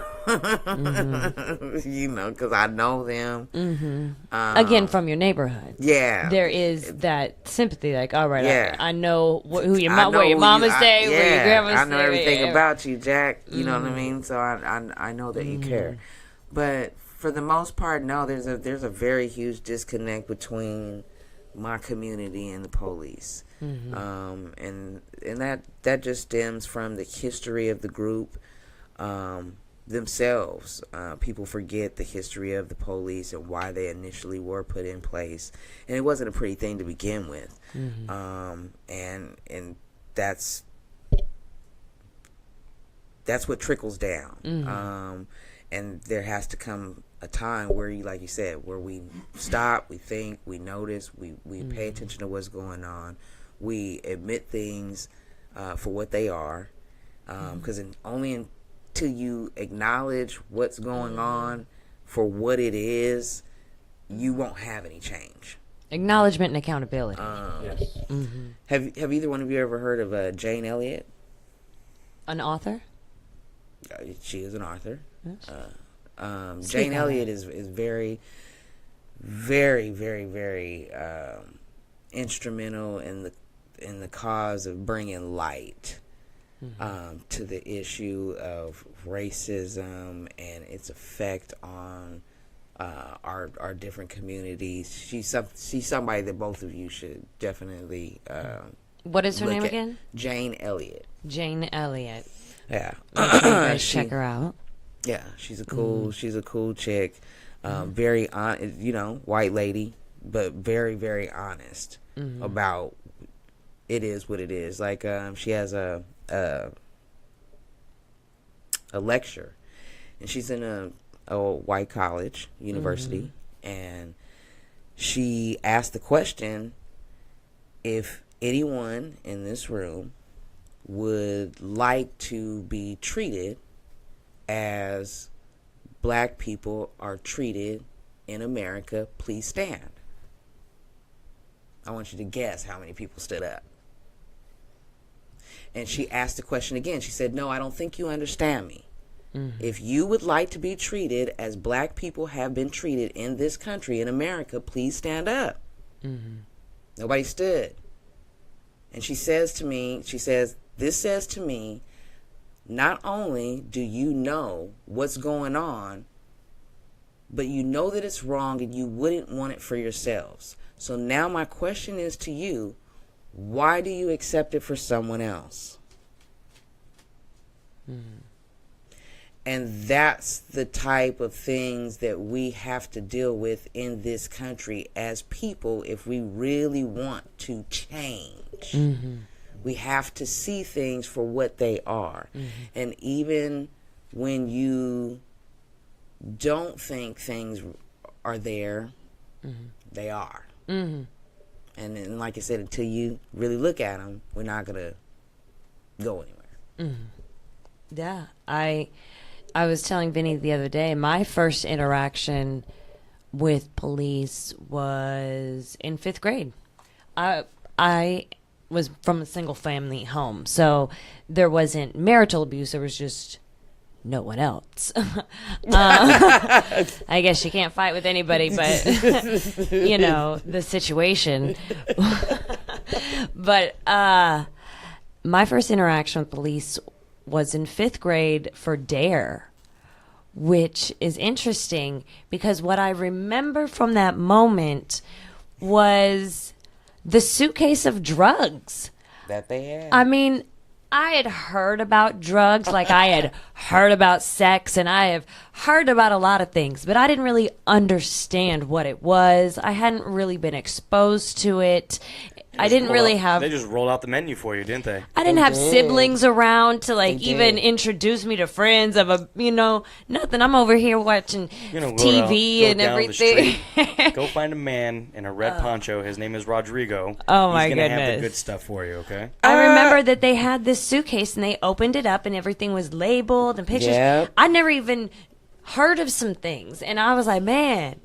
They're telling me everything. Kind of like your joke last week of I got 5 good leads and 4 weeks off, and not to say that I use illicit drugs. You got 5 good leads. Not to say that I use illicit drugs or anything like that. Because you found the 5 good leads, you got 4 weeks off when you I got knew which suspended ones from were the school. good ones to accept when they were offered and which ones were not. Right. No, it was just kind of interesting. I remember I did a speech to the community on it in my class, and in retrospect, I don't know if that really set me up for success. I still had my bouts with the police. I still have gotten arrested and been to jail and, been messed with. And as a female, a lot of times. And, I had a few wild tendencies in the past that might have got me caught in some trouble, but... We're past that now, but yeah, I still have interactions with the police, but there's only been a couple of times. There was one time a police officer gave me a ticket for speeding. He was this older guy. I was with my brother, and we were coming downhill, and we were going about 80, and he was right around the corner, had a motorcycle cop. He had the gun ready to, like, clock you, and... He got me, and I was like, dang, I saw him out of nowhere, and I looked down, and I was like, 80. Damn. Yep, that's a ticket. I looked up, pull over, and he pulled over, and he kind of laughed on the walk up, and he goes, so, when you look down at your speedometer, how fast were you going? I was like, oh, I was going 80, officer. He was like, yeah, I got you going about 82. And I was just kind of caught off guard that, first off, he even noticed that I looked down, but... kind of embarrassed that it happens, right? We all, as soon as we see a cop, we look at our speedometer and press on our brakes, and it kind of lightened the mood, and I was in a good mood. He wrote me a ticket. I still got the ticket, but I was... Downshift. I still... Change lanes. Right. Change lanes. Don't ever do the brakes. Yeah, I know that now. Don't ever do the brakes. A ticket later. Downshift. Transmission slows down automatically. She's giving all the tricks of the trade right here. I'm taking notes. But I just think it's interesting that we all have different interactions with police, but I think we really need to take a look at those interactions and make them more personable. Those interactions that we're having with the police are becoming less and less personable. They're looking at one situation and identifying that with all situations, and it's taking the humanity out of it. Just like... we can't assume that the situation that you're going through for which you need the police involved is the same situation you're going through that you need the police involved. It's the same situation I'm going through. And they just need to understand that, well, I don't want to get on my tangent like Vinny, but they just need to understand my rambling, that I just think there needs to be more compassion out there. And I think when there's more compassion that we have a better understanding and can have more peace. I've had a couple instances. My first interaction, well, first of all, I have my dad was an administrator in a prison. Okay, so your get out of jail free card. Well, okay, that must have been fun. Well, here's the deal, right? The warden. Right, more or less. Right. See, and that's where I try to. And it's funny because I would constantly joke with Miss Fancy Pants and stuff like, you know what, everyone likes to joke around about their situation with the cop, but like try having a PO officer your whole life. Oh yeah. Right. I mean, constantly having mind games played with you. Oh yeah, you have room check often, huh? And getting to the him and his question, two brothers. to the 20th degree. He's lift up your mattress. Dude would pick apart your story to try to find holes. I mean, it was just like I learned to be a criminal because I had a PO. I had basically, a prison guard, a PO officer my whole life. Oh yeah, you guys are the baddest. You guys are the worst kids. Oh, terrible. Police kids. Terrible. Preachers kids. Y'all right. bad. They know all the secrets. Y'all is bad. Well, you know what? Fortunately, I was dumb enough to not take advantage of it. All I did was just basically just kind of. Unfortunately, I was dumb enough. Yeah. All you did was what? All I did was just, just continue to move forward, basically. Just push forward. Keep all it, you keep did it, was keep it pushing, all you did was stuff you can't say here on air. Basically. I get it. But my first interaction, I was about 8 years old, and my dad actually had me go into the prison with him. I mean, into his office, and he had about 15 inmates working for him, and I was in during the time where the inmates were around the office, and they were walking around, and I had an opportunity to talk to many of these inmates and hear their stories and hear their different things, and of course everybody's innocent, and everyone's got their deal. At that time, because that's what I was trained to think was, oh yeah, of course everybody's innocent, because even my dad would tell me, he goes, well yeah, 90% of them are all going to tell you they're innocent and they didn't commit a crime. Well, they wouldn't be here if they didn't commit a crime. Well, I mean, obviously there's a certain level of truth to that, but I'm sure there's also a certain level of prison is big business. Make no mistake about that. Well, there is error. More okay, but when you're 8 years old, you don't know. Right, when you're 8 years old, you don't have that concept and that idea. And so obviously as you grow older and you start to learn, you become independent in your way of thinking. You come to realize that these aren't the certain these that it ain't true. That we've been lied to. You've been hoodwinked. Right, and so. And so it was just kind of that was one of my my earliest, I guess, experience with law enforcement, if you will, or kind of in a system like that. Now, actually being pulled over or harassed, I've been harassed, and here in my own neighborhood here. I've been harassed. Just for walking down the street. Are you trying to convince me? I'm not trying to convince you. It's because you know what I don't always get out of jail. Right. It's like what I told Nicole, and it's for yes, you probably look at me on the surface. Obviously, I'm a white guy. I am a white guy. It's pretty. Is he? But you're a white guy that I love. It's pretty. That makes a difference. He looks a little flush right now. It's pretty obvious that I'm a white guy. But what a lot of people don't know about me, and this is where I like to think that I really associate and I connect with a lot of different ethnic groups and a lot of different people around me, and that's why I love the country that I live in, because I have the ability to connect with all these people. I am an Italian American. Okay, but to be more specific, I am a Sicilian. I am from the island of Sicily. That is where all my family is from. Now, the history of Sicily is they have been conquered throughout time. They've had numerous cultures conquer and occupy their island. We've been conquered by the Normans, okay, the British, the Germans, the Romans, the Arabs, the Moors, the Spanish, the Greeks. So for Christ's sake, if anyone has any opportunity, I feel that, in my bloodline, I have a certain connection to everyone in every certain way. And if Ancestry.com wasn't such a sham and I were to do it, I'm pretty sure it would tell me that I'm everything in the world as well. We are one. Remember your Pocahontas song last week? We are one. By the way, have you caught the highlight reel? Go catch that on YouTube. It's great. My Pocahontas moment. But I mean, technically we are. We all come from Lucy. That's right. Yes. Shout out to Lucy. That was an amazing movie. Oh. And I'm appalled. I'm appalled because I think it's a culture that the police have. I'm not wearing a hoodie, so I'm not covering my head. I'm just walking down the street because it's 2 o'clock in the morning and it's freaking hot and I need to go for a walk because I can't sleep. And what does this need to pull me over? It's while you were walking, you were pulled over while you were walking? Well, they pull, flash the light because they're coming by in their car. What are you doing? But it's programming. What are you doing? They're programmed to think that way. What are you doing? Like, what are you walking around? It's not necessarily their fault. No, right? They're on beat. They're working. Okay, so then here, okay. You have a certain system of programming that goes on. Sure, if you control a person's way of thinking, you won't worry about what they'll do. So then answer me this, right? So here's another situation. I had it in my neighborhood, and I'm driving home. I have the green light to go through the light. Mm-hmm. I take the green light and go through the green light. The cop, who is adjacent to me, turns on his lights, pulls me over, and when I ask him why he pulled me over, he says it's because I ran the red light. When I told him, look, I clearly had the green light, he said, nope, you ran the red light. License and registration, get out of the car. I had 2 other people with me in the car.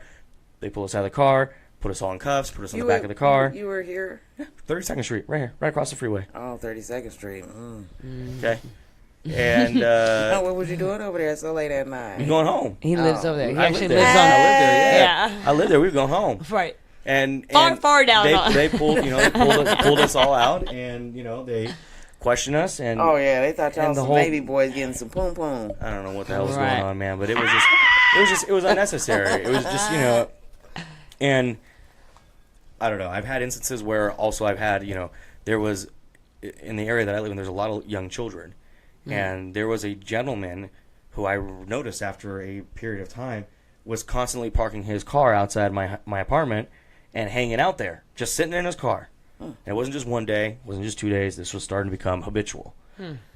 I would call the police 3, 4, 5, 6 different times on different occasions, and they would not come out to check it out or to question or do anything. And part of you're right, he's not doing anything, and it's probably wrong for me to suspect. But you know what? I didn't say that. No. I'm just telling you the natural response of the police. But you know what? For someone who's a parent, to see. No, I understand, and that's kind of what I'm trying to display here and try to get to people across is like, look, these are only instances in some of our lives, but for some people, it is a constant reoccurrence, and it's unfair. Just like it's unfair for us. Why, if it's unfair for us now, which is much like you were saying before, if it's unfair for us now, why should it be okay for other people? And that's exactly what everyone needs to do. We need to become compassionate. We need to look at people in the face and say, okay, you know what? Okay, yes, they are black. Yes, that person does look homeless. Yes, they probably have a checker pass. But you know what? If I actually took the time to talk to that person for 5 seconds and see what they're all about, they could be, you could not only could that police officer maybe be an inspiration and the change in that person's life, okay, but they can start connecting. They could be the person who built Washington, D.C. off of memory. They could be the person who built air conditioning. Yeah. They could be the person who you never know who it is that you're going to interact with. They could be the person who, you know what I mean? That's the whole thing about it. So we have a listener. Okay, David, who's one of our P1s, and David was real quick to say, "Hey, Vinny, wait, you're white." And you know what? That's a subject, and that's something that I do want to talk about on a different day, and we're going to save that for a different day. Okay. Because I'll be honest with you, I don't know if I'm exactly white. Well, what is white and what is we're talking about the black. blue, right? We talking about the police? Yeah. You're white. Right. According to the police, I'm white. Yeah, they're not going to look at you and be like, we have a Sicilian. It's the difference between how the police identify you and how you identify yourself. But about 5'9", red hat, green shirt, says no, I know what you mean, but I think what it is kind of like one of those things where it's see, that's where we need to get to where I was saying before is, we need to stop looking and stop categorizing everybody and putting everybody in categories. Okay, these are blacks, these are Asians, these are Filipinos. Because I'll be honest with you, when I used to fill out the like the paperwork and they say ask you what your race is. Let me give you an example of the power of programming. I have a friend who has a kid going to school in Chula Vista. Okay. Kindergarten. Yes. Comes home. Mm-hmm. No, I'm sorry, first grade. Comes home and you know how they have the little workbooks? Mm-hmm. All right. So the workbook is teaching them how to recognize emotion, right? They have black kid, black boy, black girl, white boy, white girl. The black boy's emotion was anger. Right. White boy's emotion was proud.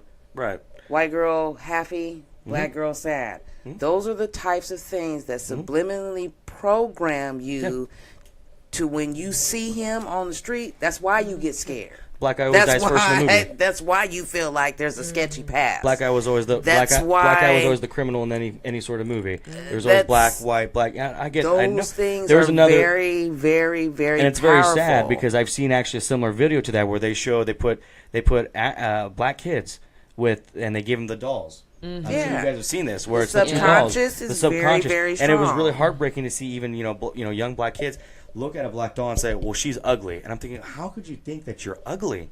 Yeah.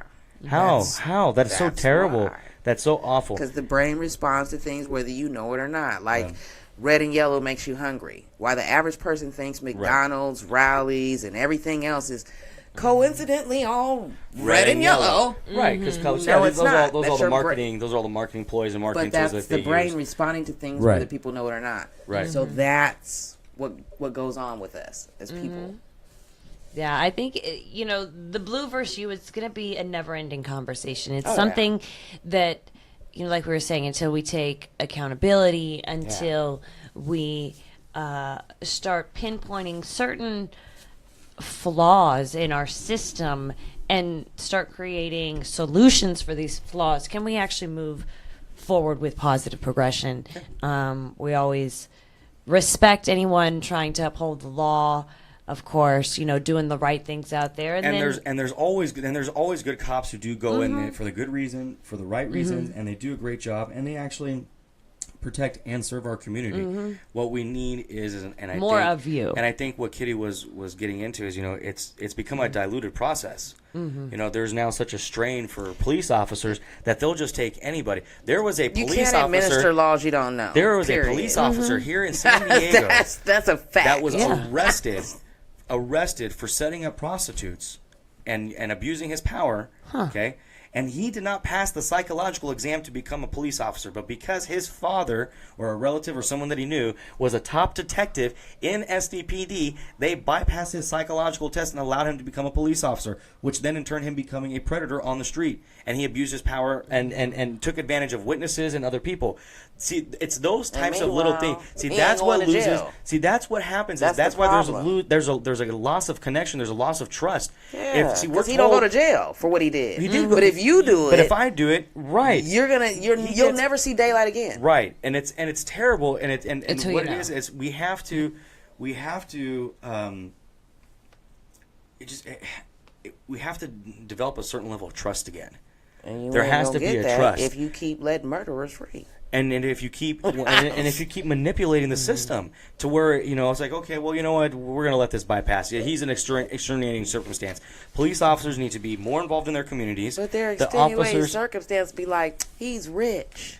Yeah, so and that's the problem. It needs to end. He doesn't know. It needs to end. He doesn't know about consequences. It needs to end. He's never experienced struggle. It needs to end. It needs to end, and there needs to be a certain level of accountability.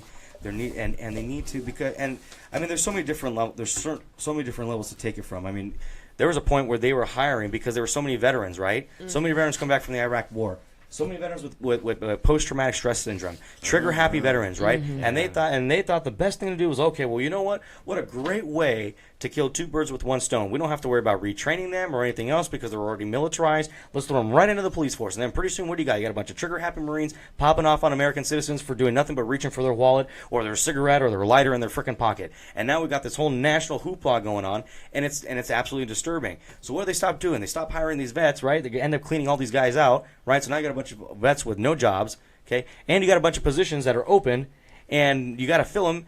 You can't leave the streets unprotected, right? So just filtered the vets into... So they start hiring people who are unqualified or less qualified, people without degrees. Well, people who are not suited to be... The standard has never been high. Stupid. I mean, but nobody... There's never... But I think there was... How many people want to grow up to be a situation where it was like, police? oh, you need a 4-year degree, and now they change it to a GED. It's always been a GED. No, I know, but I think not even a high school diploma. I agree. Well, because it's not a lucrative position as well. Right. People don't want to just jump into the police force. I think what you would see before, I think what you saw people before is they would get into the police academy, and they use it as a springboard to become lawyers and judges and so on and so forth. I think that's what a lot of people would initially kind of maybe use. Yeah, we just need to raise the standards. The standards just have to be raised. Just raise it. If they want to hold us accountable at a high standard, we need to expect the same from those men of service. That if you are a college graduate in every other department, you need to be at least a college graduate, and then I would say a college graduate of certain departments. I would want them to have taken sociology classes. First of all, I would want them to take anybody behavioral who's classes. in social services. It doesn't even matter if you're the police. If you are in social services, you should, off top, you need psychological evaluation. Off top, you can't serve the people unless you love the people. Absolutely. And we have to That's to learn how to the bottom love. line. Mm-hmm. And have you seen the video? Have you seen the viral video of the judge in, I want to say, Cincinnati, Ohio, who he actually is kind of like he is truly what a judge is. He's the one where there was a lady who didn't speak English. He's done a couple of people. He's done several of them. They're all over the place. But that one lady whose son died. Yes. Oh my God, he's great. She couldn't speak English. Okay. Mm-hmm. And she just come to the United States, and she made a traffic infraction. She I don't know what it was. She rolled a stop sign, something as simple as that, right? Mm-hmm. On her way to her English class, and now the traffic ticket was basically put her back because now she can't afford the English classes, therefore she can't afford to get a job, this, so on and so forth. And so she kind of really explained the situation to the judge, and the judge was like, "Well, can you promise me one thing?" And she goes, "Yeah." He goes, "Will you, if I write off this ticket and let it go, will you continue to go to the English classes and continue to go to school and continue to get a job?" And she's like, yeah, I promise. And so he wrote it off. There was another instance where there was I want to say he was a Haitian man. Maybe he was from Africa, but I think he was from the Caribbean. He was a Caribbean man. Didn't speak very very good English either. Does that matter? I don't think it matters at all. I'm just setting the scene, a visual. I'm setting a visual. I don't even know what the scene is. I'm just listening. Okay, well, for all intents and purposes, right? We're talking about the law not working effectively for African Americans, for maybe some other minorities. This is maybe an example of where someone is actually upholding what they're supposed to do. People who and speak English can't speak speak English. Yeah, but unfortunately, we have to see a viral video of this in order for us to see his proof. But you know what? Who can speak English? But he could have been. It's a dumb language. It is a dumb language. He could have been. Italian is so much more poetic and English is created so that we can't communicate. This is why we get frustrated when we hear other people speaking other real tonal languages. That's why we get mad because we can't understand. We can't communicate. Well, there's no flow. But that's what English is made for. It's made so that we can't communicate with other people. Well, hopefully, if they can't understand this, maybe they can chat us or email us. Do we have any chats of people interacting with us in the conversation? Because we're about to wrap it up. We're going to wrap up the show. Good. We're good? Yep. We have no comments from the peanut gallery? None. The only one was David. David's accusing he's claiming that I'm white. He already made that statement. So, you're Italian. We really have no definition of I what marked white other, and I wrote in Sicilian every time on that paperwork. I marked other. I am not Latino. This is who I deal with. Okay. Whatever. But it's got to be fun. This is Street Talk. I'm Miss Fancy Pants. And I'm Vincenzo. And we've been talking about the blue versus you.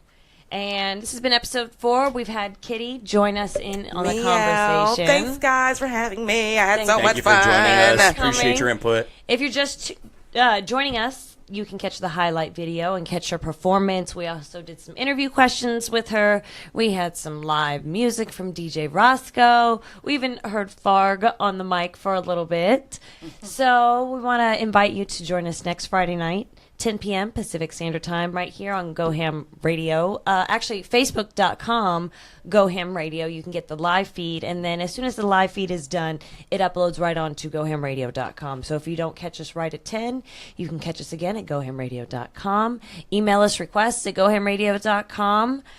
We'd love to have you on. If you're in the area and you want to be one of our guests, email us some of your stuff, and we'll see where we can fit you in.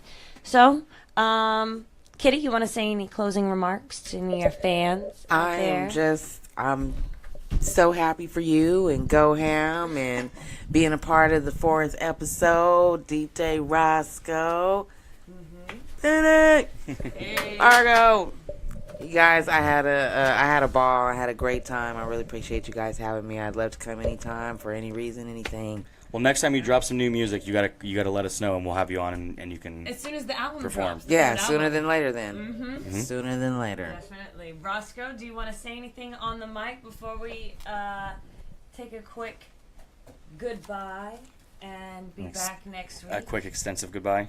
Well, I say quick because in a blink of an eye. Are you gonna say anything, Roscoe? You want to say goodbye? Yeah, I'd like to say a shout out to all the persons who joined with me today. Really appreciate it. And special shout out to Miss Kitty for sharing the vibes with us. We really appreciate her for gracing the stage. That was an epic moment. And until for next week, we'll be jamming again with DJ Roscoe. All right. All right. All right. So I want to thank everybody for tuning in. Appreciate all of our listeners. Special prayers to all those people in Puerto Rico who are affected by the hurricane. Everyone in Mexico as well too who are affected. Hope all your loved ones are safe. Kind of serves as a warning to all of us here on the West Coast. Be prepared. We may be next. So yeah, get your water, get your canned foods, and if you have loved ones, go out there and make sure you can try to get a hold of them. That's why I'm wearing my Puerto Rico hat today for all my extended family out there. Good luck. All right. Good night. Streaming live every Friday night, it's Street Talk with the Swift Gang, right here on GoHamRadio.com.